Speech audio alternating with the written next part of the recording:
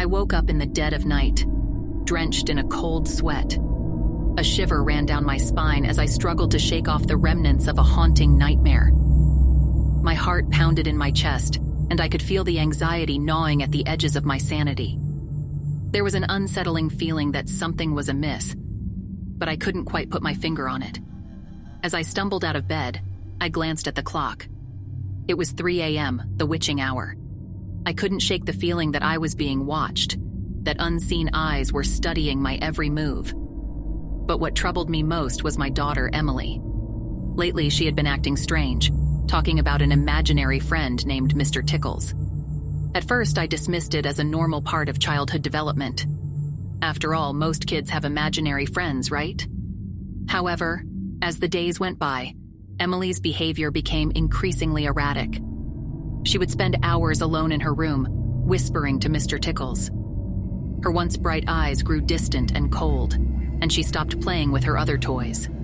It was as if Mr. Tickles had become the center of her world. Concerned, I decided to confront her about this imaginary friend. I walked down the dimly lit hallway, a mixture of trepidation and determination coursing through my veins. As I reached her room, I gently pushed the door open and peeked inside. What I saw made my blood freeze in my veins. Emily sat on the floor, huddled over a makeshift altar made of stuffed animals. She cradled Mr. Tickles in her arms, but something was horribly wrong. His once cheerful countenance had morphed into a sinister grin, and his button eyes seemed to glitter with a malevolent intent. The room was filled with an eerie silence, broken only by Emily's soft murmurs. "Mr. Tickles, we must play a game," she whispered, her voice chillingly devoid of innocence.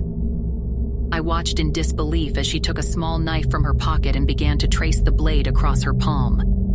Blood welled up, trickling down her hand and staining Mr. Tickles' fur. My heart raced, and I wanted to scream, but fear rendered me silent. The scene unfolded before me like a nightmare that I couldn't wake up from. With each drop of blood that fell onto the altar, a palpable darkness filled the room. Shadows danced on the walls, twisting and contorting in a macabre display. A cold gust of wind swept through the room, chilling me to the bone. I knew deep in my gut that something sinister had been unleashed. Suddenly, Emily's head snapped towards me, her eyes vacant yet piercing. Her voice, no longer that of an innocent child, reverberated through the room. "You shouldn't have seen this, Daddy," she hissed, a sadistic smile stretching across her face. Terror gripped my heart as I stumbled backward, desperate to escape the nightmare unfolding before me. But it was too late. The room spun around me, and I found myself transported to a desolate, dilapidated house. The air was heavy with the stench of decay, and the walls were adorned with grotesque paintings. As I cautiously explored the house, every creak of the floorboards echoed like a death knell. In one room, I stumbled upon a series of disturbing photographs. They depicted the mutilated bodies of victims, their faces frozen in terror. It dawned on me that these were not mere photographs. They were trophies. A suffocating fear enveloped me as I realized the horrifying truth. Mr. Tickles wasn't just an imaginary friend. He was a serial killer.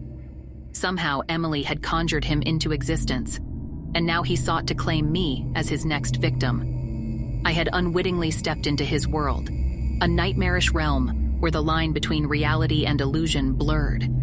As I frantically searched for an escape, I heard his chilling laughter echoing through the house.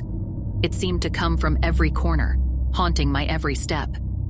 I knew that time was running out, that I had to find a way to save myself and Emily from this nightmare. With each passing moment, the house seemed to tighten its grip on me, the walls closing in as if they were alive. Panic welled up inside me, threatening to consume my very soul. But a glimmer of hope flickered in the darkness, a chance to fight back.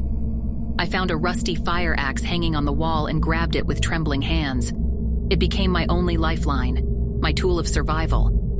I would face Mr. Tickles head-on, confronting the embodiment of terror that lurked within my daughter's twisted imagination. As I reached the final room, I could feel the weight of the world bearing down on me. The air grew thick with tension, and a sense of impending doom hung in the atmosphere. Mr. Tickles stood in the center of the room, a grotesque figure with blood-stained fur and a chilling smile.